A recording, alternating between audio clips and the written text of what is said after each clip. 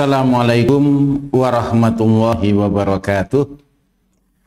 Alhamdulillahi wassalatu wassalamu ala rasulillahi wa ala alihi wa ashabihi wa man ihtada bihadihi wastanna bisunnatihi ila yaumi liqaihi. Kaum muslimin dan muslimat, para pemirsa Binbas TV dimanapun Anda berada, yang mudah-mudahan Allah Subhanahu wa Ta'ala selalu memberikan rahmatnya kepada kita semua. Marilah selalu kita mensyukuri nikmat-nikmat Allah yang telah diberikan kepada kita, sehingga sampai saat ini kita masih bisa kembali melaksanakan aktivitas-aktivitas dan hal-hal yang berguna bagi kehidupan kita di dunia dan juga di akhirat. Kita berdoa mudah-mudahan salawat serta salam selalu dilimpahkan kepada Nabi Muhammad sallallahu alaihi wasallam, keluarganya, sahabat-sahabatnya, serta para pengikutnya yang setia sampai akhir zaman. Semoga kita termasuk orang-orang yang selalu berusaha setia di dalam melaksanakan dan mengamalkan sunnah-sunnah Rasulullah Sallallahu Alaihi Wasallam, sehingga kita tergolong orang-orang yang kelak mendapatkan syafaat dari Rasulullah Sallallahu Alaihi Wasallam.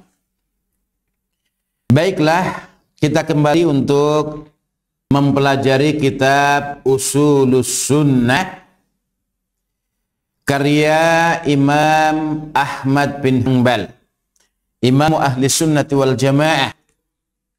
Ya, Ushulus Sunnah yaitu ajaran-ajaran penting dari Rasulullah Sallallahu Alaihi Wasallam. Pokok-pokok penting ajaran Rasulullah Sallallahu Alaihi Wasallam. Pada pembahasan kali ini kita akan membahas runtutan, ya, artinya sesuai dengan perkataan Imam Ahmad bin Hanbal rahimahullah, wa minas sunnatil lazimah allati man taraka minha khoslah lam yakbalha wa yu'min biha lam yakum min ahliha. Bahwasanya termasuk sunnah yang lazimah, yang harus ya dipegang teguh, yang harus diimani, allati man taraka minha khoslah, di mana ya siapa yang meninggalkan salah satu perkara ya tersebut, maka dia lam yakbalha, tidak akan diterima. Ya, begitu juga wa yu'min biha, berarti dia tidak beriman terhadap perkara tersebut. Lam yakun min ahliha, dia tidak termasuk dari ahlinya. Artinya, ya, di antara pokok-pokok penting ajaran sunnah yang tidak boleh ditinggalkan. Ya, kemudian dibahas pada kesempatan ini al-imanu bil qadari khairihi wa syarrih, yaitu beriman terhadap qadar khairihi wa syarrih, yang baiknya maupun yang jeleknya. Atau kita akan membahas pada kesempatan ini tentang iman atau beriman terhadap qadha dan qadar. Imam Ahmad bin Hanbal rahimahullah mengingatkan al-imanu bil qadari khairihi wa syarrih wa tasdiqu bil ahaditsi fi, beriman terhadap qadar yang baiknya dan yang jeleknya, dan membenarkan hadis-hadis yang berbicara tentang itu, yaitu tentang qadar. Wal imanu biha, dan harus mengimaninya. La yuqal tidak boleh ya dikatakan atau seseorang mengatakan 5. Kenapa? Atau wala kaif, bagaimana? Ya, innama huwa tasdiqu wal imanu biha. Sesungguhnya yang dituntut adalah membenarkan dan mengimaninya, yaitu berkaitan dengan takdir, ya, yang baiknya maupun yang buruknya. Wa man lam ya'rif tafsirul hadis, dan siapa saja yang tidak mengetahui tafsir hadis, penjelasan hadis, ya, suatu hadis, wa yablughu aqluhu, dan akalnya itu tidak bisa mencapainya. Ya, siapa yang tidak tahu penjelasan hadis dan akalnya juga tidak bisa mencapainya, faqad kufiya dzalik wa uhkima lahu, maka sungguh itu sudah cukup. Artinya cukupnya adalah mengimaninya dan membenarkannya. Ya, at-tasdiqu wal imanu biha, yaitu membenarkan dan mengimaninya. Ya, itu sudah cukup. Fa'alaihil imanu bihi wat taslimu lah, maka kewajiban dia adalah mengimaninya dan menerima. Mislu hadis as-sadiqul masduq, seperti hadis as-sadiqul masduq.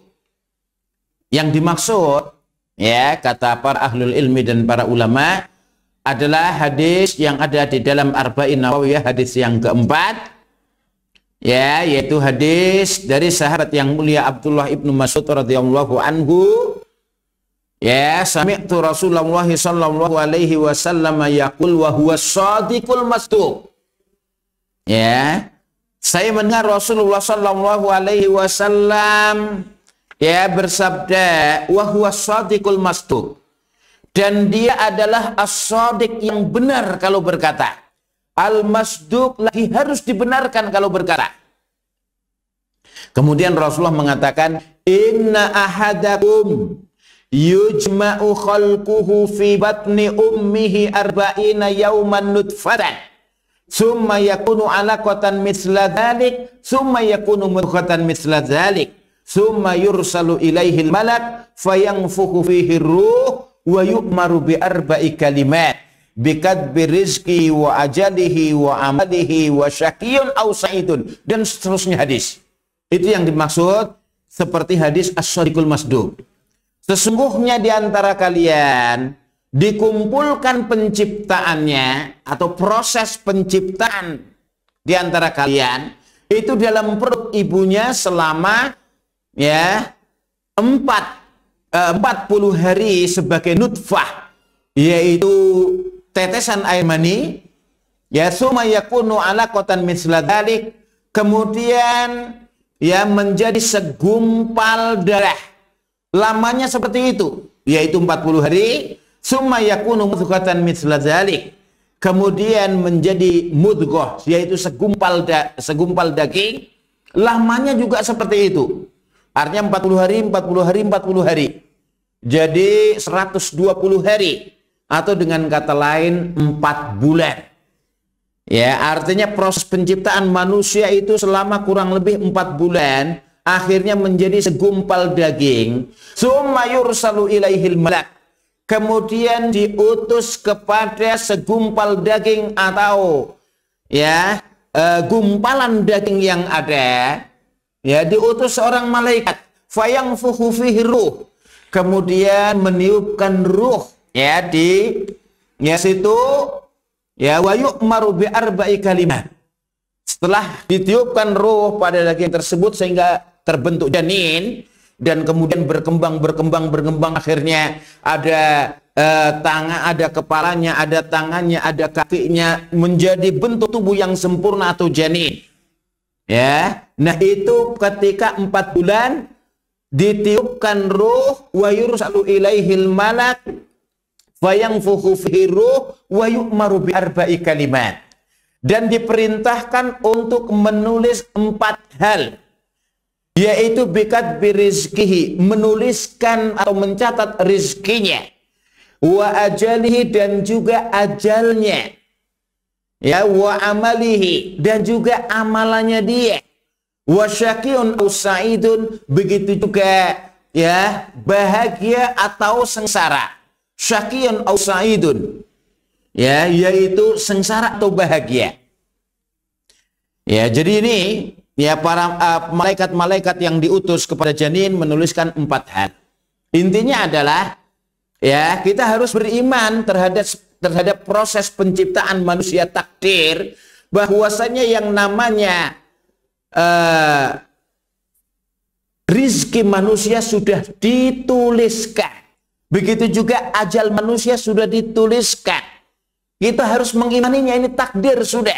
Artinya yang namanya manusia tidak akan meninggalkan dunia ini kecuali setelah sempurna mendapatkan rizki yang sudah ditetapkan oleh Allah, sudah dituliskan untuknya di dunia. Begitu juga yang namanya ajal, sudah ditentukan. Orang gak akan meninggal dunia ya kecuali sesuai dengan ajal yang sudah dituliskan untuknya. Nah ini, oleh karena itu kita nggak usah takut kehabisan rizki, karena rizki kita masing-masing sudah ditentukan, sudah dituliskan. Ya, begitu juga kita punya anak lagi, anak itu juga sudah ditentukan rizkinya. Ya, begitu juga ada anak lagi, begitu seterusnya. Jadi masing-masing ya nyawa membawa rizkinya masing-masing. Ya, jadi bukan orang tuanya yang bertugas untuk mencari rizki, itu semua ditanggung oleh Allah rizkinya. Artinya Allah yang menentukan rizki masing-masing nyawa, sehingga kita nggak usah khawatir terhadap ya keberadaan anak keturunan kita. Ya, semua dipelihara oleh Allah, diberikan, ditentukan rizkinya oleh Allah Subhanahu wa ta'ala. Hanya memang yang namanya rizki dari anak-anak kadang melalui perantara orang tuanya pada umumnya. Ya, tapi bukan berarti orang tuanya yang memberi rizki, enggak. Tapi itu rizki Allah lewat perantaran orang tua. Di sana ada anak-anak yang tumbuh berkembang dewasa lewat asuhan kakeknya, lewat asuhan pamannya, bahkan mungkin dari kecil sudah yatim piatu, udah ditaruh di panti asuhan, akhirnya tumbuh berkembang dewasa lewat orang lain, bukan lewat orang tuanya. Nah ini ya, maka kita harus menyadari semua bahwasanya Allah Subhanahu wa ta'ala yang menanggung rizki masing-masing nyawa, masing-masing makhluk. Begitu ya, seterusnya hadis, wa mithlu makana mithluhu fil qadar, dan seperti itu sebagaimana yang sudah dijelaskan dalam masalah takdir.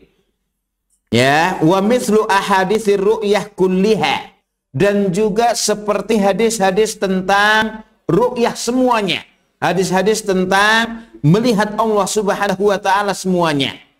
Wa in ya nabata anil asma, ya walaupun itu ya cuma mendengar saja kita, tapi kita harus membenarkan dan mengimaninya.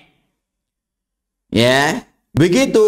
Wa inna ma'alaihil imanu biha, kata Imam Ahmad, sesungguhnya kewajiban kita itu hanya mengimaninya. Wa alla yarudda minha harfan wahidan, dan tidak boleh kita menolaknya walaupun satu huruf. Ya, wa ghairiha minal ahaditsil ma'surati anis thiqat. Begitu juga ya kita harus ya membenarkan hadis-hadis yang maksur, artinya yang memang betul-betul ada ya dari Rasulullah Shallallahu Alaihi Wasallam an-thiqat, ya yang jalurnya lewat orang-orang yang sudah terpercaya. Wa alla yukhasima ahadan, dan tidak boleh memperdebatkan ya dengan seseorang. Wala yunadiruhu, dan juga tidak boleh untuk ya membanding-bandingkannya atau menandinginya dan seterusnya. Wala yata'allamul jidal, dan nggak boleh seseorang belajar ya berdebat atau jidal. Fa innal kalama fil qadari war ru'yati wal qur'ani wa ghairiha minas sunani makruh. Maka sesungguhnya berbicara ya atau berbicara orang memperdebatkan masalah qadar, masalah ru'yah, ya masalah Al-Qur'an dan yang lainnya, ya itu termasuk ya sunnah-sunnah ya, dan selainnya dari sunnah-sunnah yang ada itu makruh, dibenci, tidak disukai memperdebatkan masalah itu. Wa manhiyun anhu, dan juga dilarang. La yakunu sahibuhu, ya tidak sepantasnya orang yang melakukan hal itu wa in asaba, walaupun dia benar ya bikalamihi as-sunnah, walaupun tepat perkataannya sesuai dengan sunnah, ya maka min ahli sunnati hatta yada al-jidal, tidak dikatakan termasuk ahli sunnah walaupun kataannya sesuai dengan sunnah sampai dia meninggalkan perdebatan dalam masalah itu, wa yusallima, dan menerima, wa yu'min bil athar, dan beriman terhadap athar.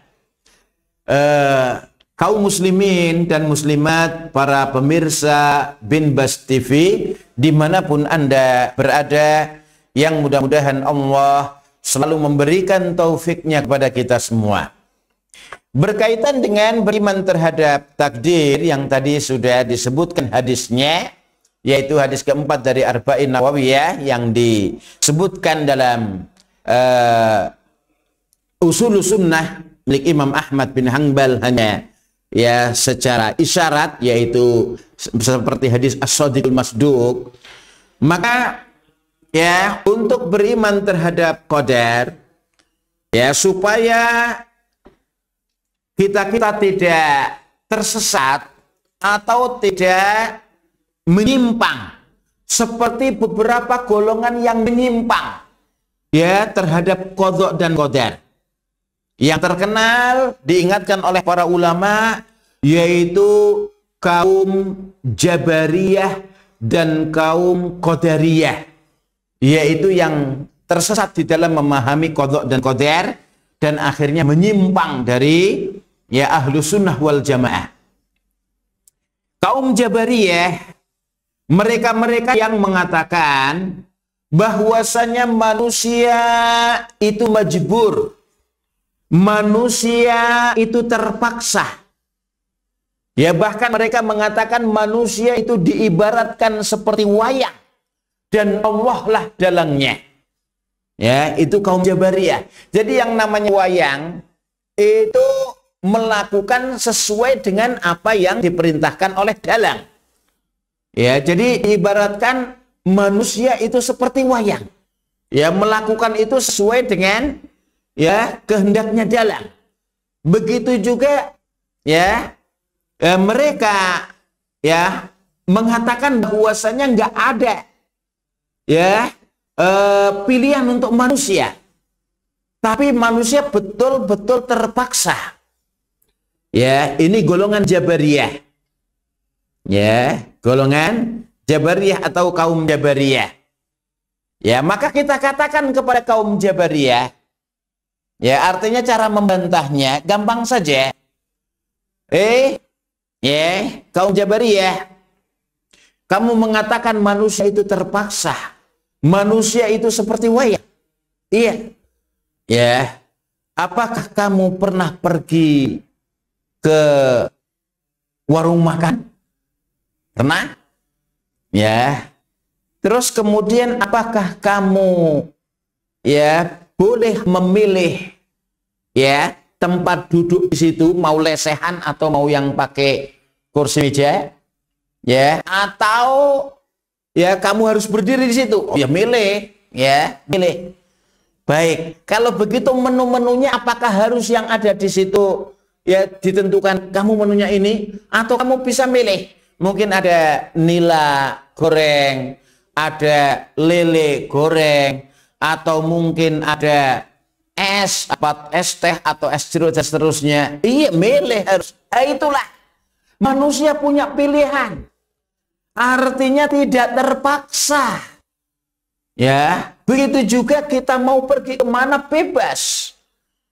Ini menunjukkan bahwasanya manusia itu diberi hak pilih.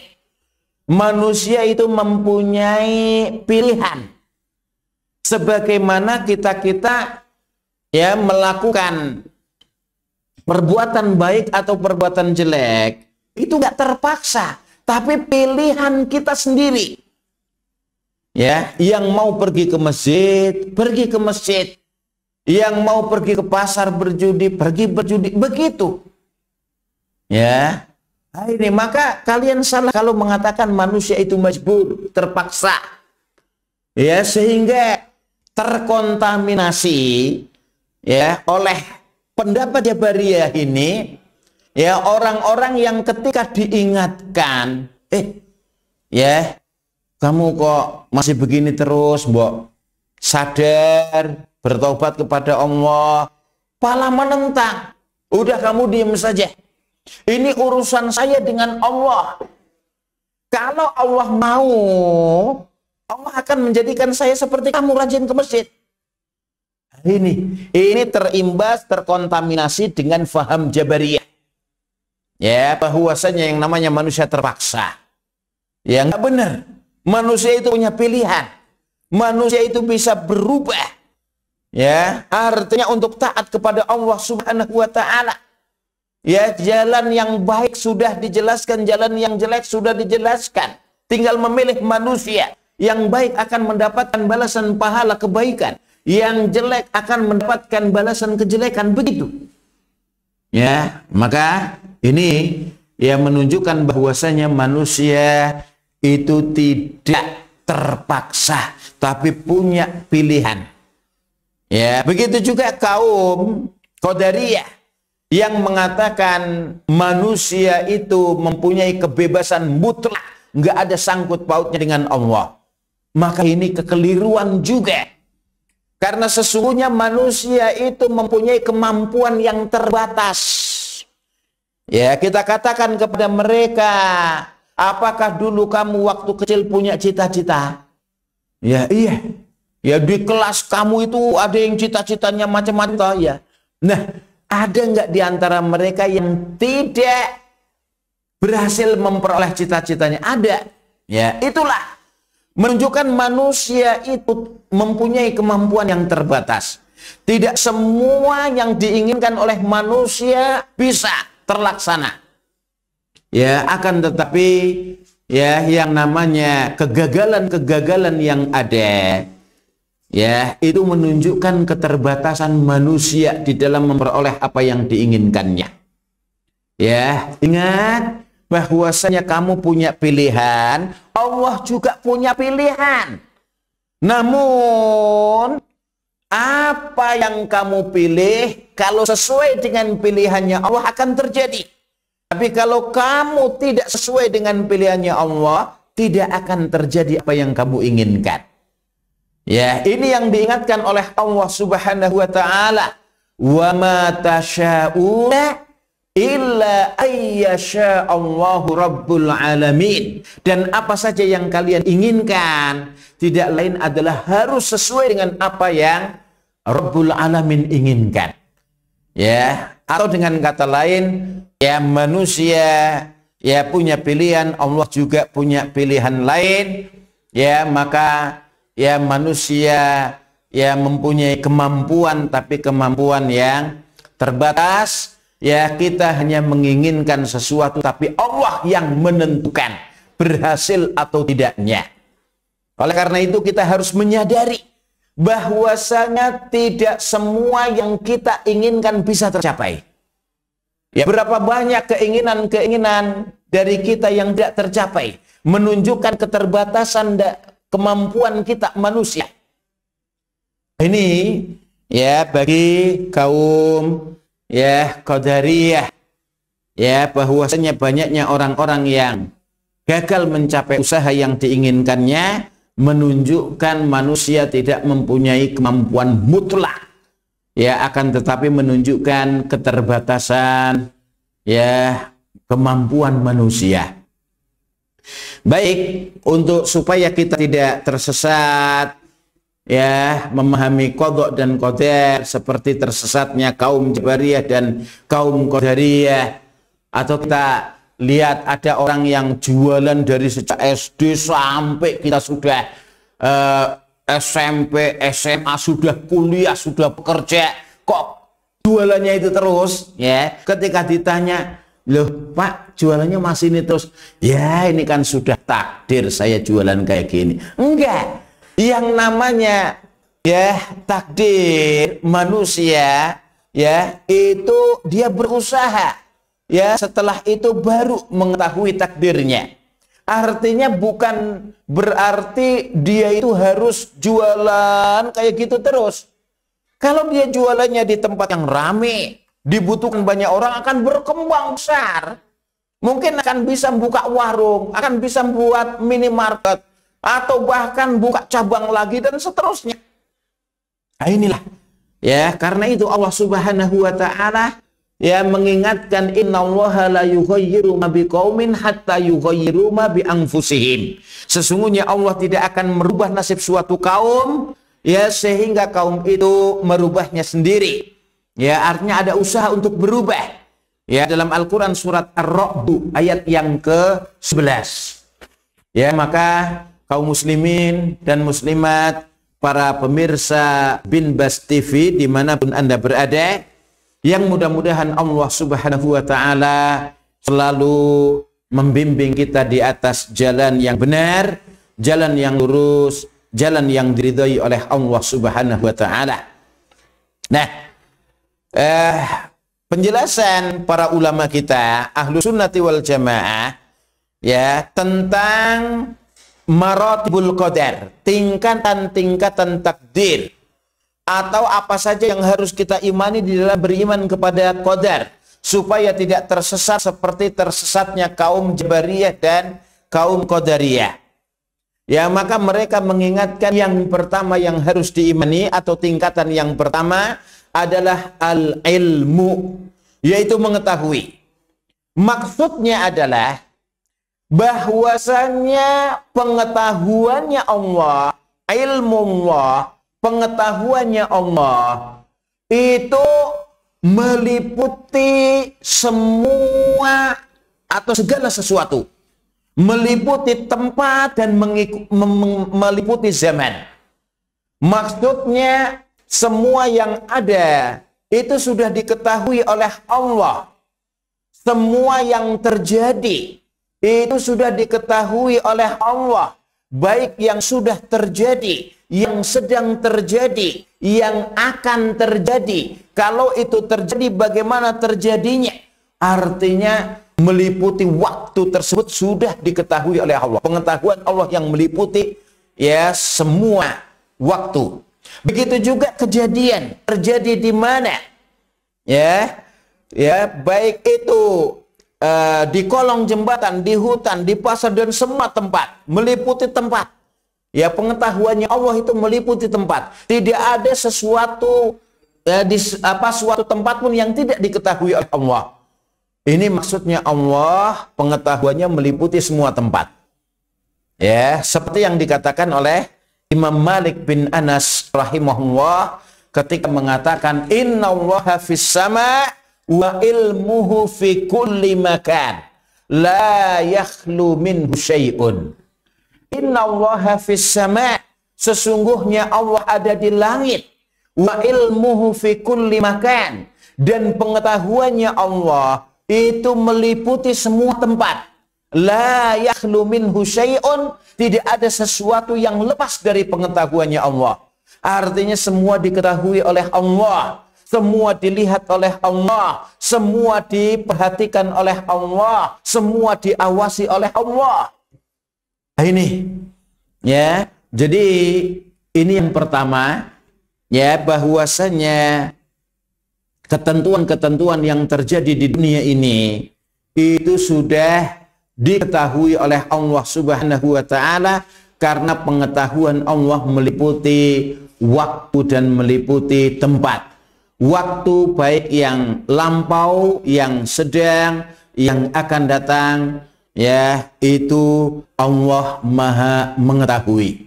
Katakanlah kalau kita berada di halaman, kemudian ada daun-daun yang jatuh, yang kemarin-kemarin jatuh, yang tadi malam jatuh, itu Allah sudah mengetahui. Kemudian yang sedang jatuh bagaimana? Ya, diketahui oleh Allah. Ya, kemudian yang akan jatuh pun diketahui oleh Allah. Kalau misalnya jatuh, bagaimana jatuhnya? Apakah karena kena angin? Apakah karena kesampluk truk? Atau mungkin karena dipetik oleh orang? Ya, kemudian jatuhnya di mana? Kemudian diseret atau diterpa angin akhirnya sampai sana. Itu Allah Maha mengetahui. Ya, ini ya pengetahuannya Allah yang meliputi segala sesuatu, kita harus mengimaninya. Begitu juga dengan diri kita. Diri kita itu diketahui oleh Allah, proses penciptaannya. Kemudian ada urat-uratnya, ada darahnya, ada tulangnya seberapa, ada ya mungkin ada virusnya, ada kumannya, ada cacing pitaknya, ya dan seterusnya, darahnya seberapa. Ya, kita itu semuanya diketahui oleh Allah Subhanahu wa taala. Sedangkan manusia pengetahuannya terbatas. Ya, beda dengan pengetahuannya Allah yang meliputi segala sesuatu, meliputi waktu dan meliputi tempat. Ini yang harus kita imani.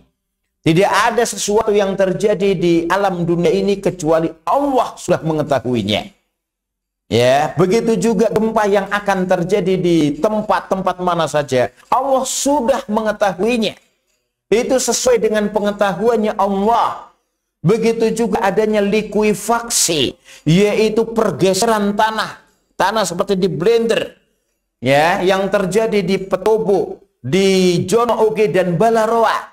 Ya, yaitu di Palu, ya di Donggala. Itu diketahui oleh Allah sesuai dengan apa yang diketahui oleh Allah. Semuanya diketahui oleh Allah. Berapa yang meninggal dunia, berapa yang luka-luka, berapa yang hidup. Itulah hebatnya pengetahuan Allah Subhanahu wa taala. Begitu juga seseorang, ya, seseorang itu lahir ke dunia, kemudian nanti kapan dia akan meninggalnya? Apakah meninggalnya tabrakan? Apakah meninggalnya masuk jurang? Apakah meninggalnya bunuh diri? Apakah dibunuh oleh orang dan seterusnya? Itu Allah mengetahuinya. Ya, maka bunuh diri itu memang dia punya pilihan kehendak bunuh diri, tapi diketahui oleh Allah sudah bahwasanya dia akan mati bunuh diri, bahkan beberapa kali mencoba ketahuan dan akhirnya bunuh diri dengan ini. Itu Allah mengetahuinya. Ini yang pertama, al-ilmu. Yang kedua, al-kitabah, yaitu penulisan. Artinya segala sesuatu itu sudah dituliskan oleh Allah Subhanahu wa taala. Ya, memang di sana ya secara terperinci para ulama menjelaskan ada kitabah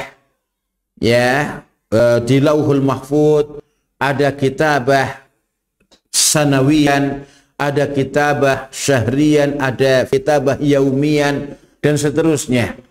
Ya, seperti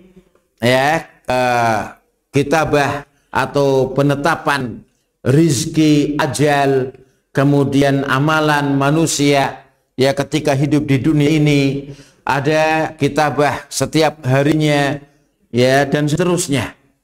Tapi yang jelas maksud daripada kitabah ini adalah segala sesuatu itu sudah dicatat oleh Allah, sudah dituliskan oleh Allah Subhanahu wa taala, terutama di Lauhul Mahfuz. Dan tidak akan terjadi kecuali sesuai dengan apa yang sudah ditetapkan, dituliskan di Lauhul Mahfuz, kemudian dituliskan di tangan-tangan malaikat, dicatat oleh malaikat, dan tidak ada yang berubah kecuali dengan doa, akhirnya di tangan-tangan malaikat berubah ketentuannya, takdirnya dalam penulisan. Ini karena itu Rasulullah mengatakan la yaruddul qadha illa du'a. Tidak ada yang menolak, tidak ada yang bisa menolak ketentuannya Allah kecuali doa.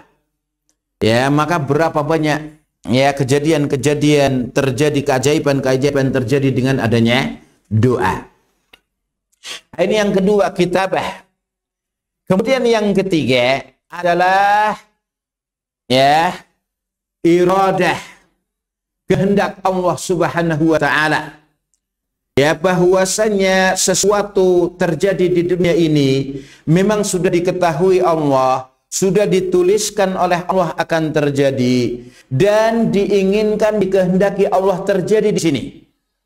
Ya, iradah ya inda ahli sunnah wal jamaah ada dua, yaitu iradah kauniyah, yang kedua iradah syar'iyah. Atau ada yang mengatakan iradah kauniyah qadariyah, kemudian yang kedua iradah syar'iyah diniyah. Begitu. Ya, ada juga yang mengatakan iradah ya kauniyah ya saja, ya mencukupkan itu. Ada yang iradah ya diniyah saja atau iradah syar'iyah saja. Ini apa bedanya? Iradah kauniyah adalah kehendak Allah yang disukai oleh Allah, namun belum tentu terjadi pada makhluknya. Seperti ya Allah menghendaki kemudahan, tapi berapa banyak kemudahan-kemudahan yang diberikan oleh Allah? Ada yang mengambilnya, ada yang tidak. Ya, ini ya iradah kauniyah, yaitu kehendak Allah. Iradah syar'iyah, kehendak Allah yang disukai oleh Allah dan belum tentu terjadi pada makhluknya, namanya iradah syar'iyah. Kemudian iradah kauniyah adalah kehendak Allah yang pasti terjadi pada makhluknya, tapi belum tentu disukai oleh Allah. Seperti kejadian-kejadian alam semesta, adanya gempa bumi yang terjadi di mana-mana, adanya tanah longsor yang terjadi di Banjarnegara, adanya banjir tsunami yang terjadi di Aceh, di Pangandaran, ya di Mentawai, ya kemudian adanya likuifaksi yang terjadi di Palu, ya Petobo, Jonooge dan Balaroa, di Donggala. Kemudian adanya angin puting beliung. Itu kejadian-kejadian alam semesta yang memang dikehendaki oleh Allah terjadi, tapi belum tentu disukai oleh Allah terjadinya, karena Allah menghendaki sesuatu yang lain dengan kejadian tersebut, yaitu supaya manusia kembali kepada jalan yang benar, atau untuk memperingatkan manusia dari kejelekan yang mereka lakukan. Atau ada maksud lain.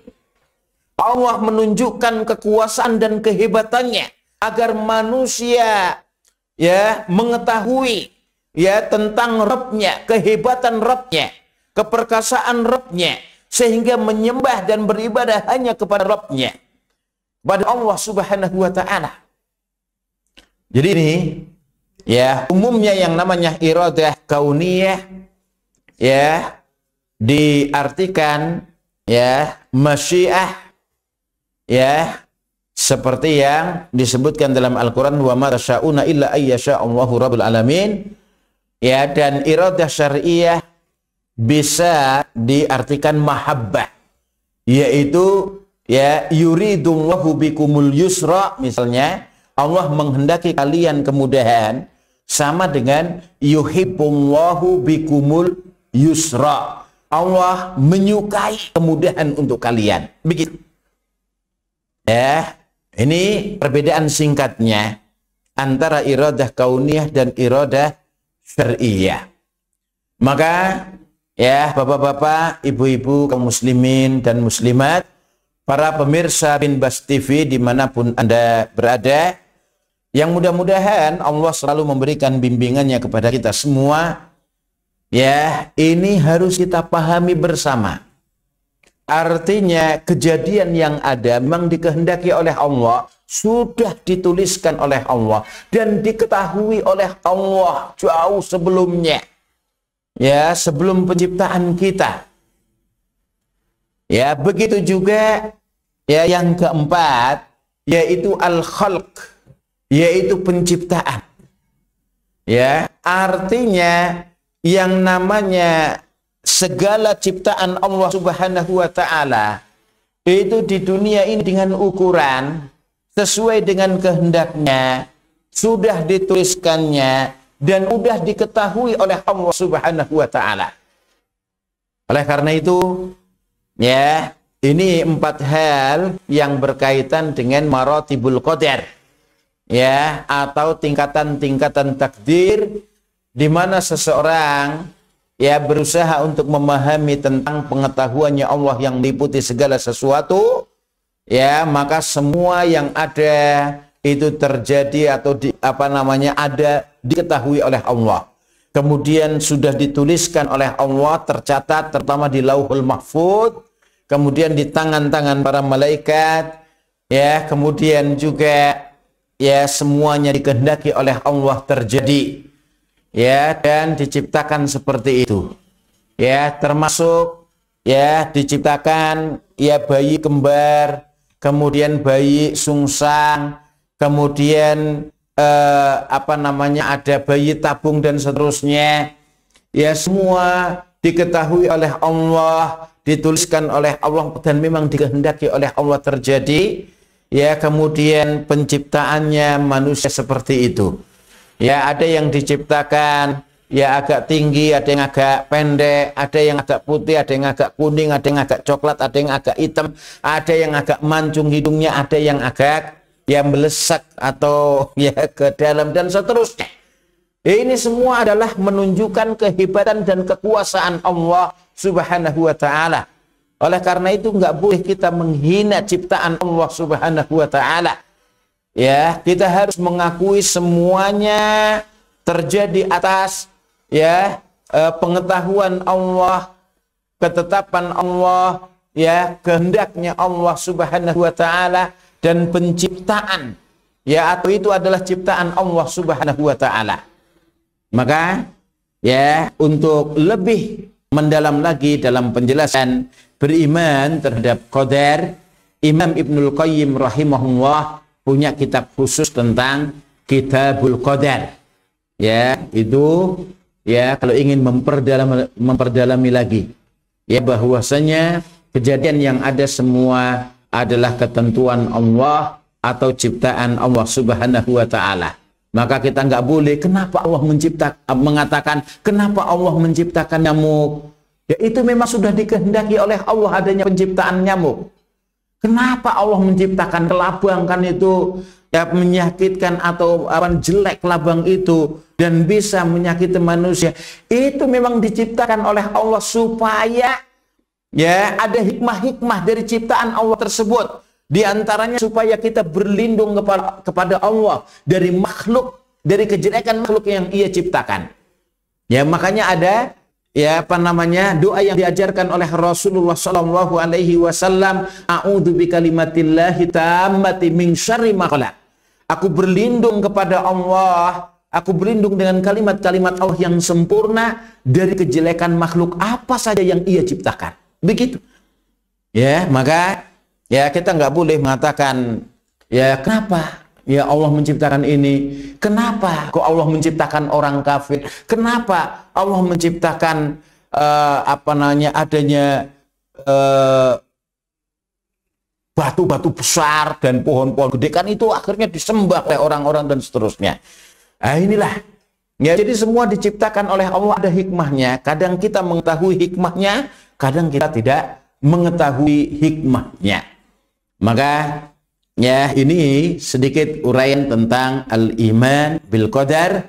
Mudah-mudahan bisa dicerna dan difahami oleh kita-kita.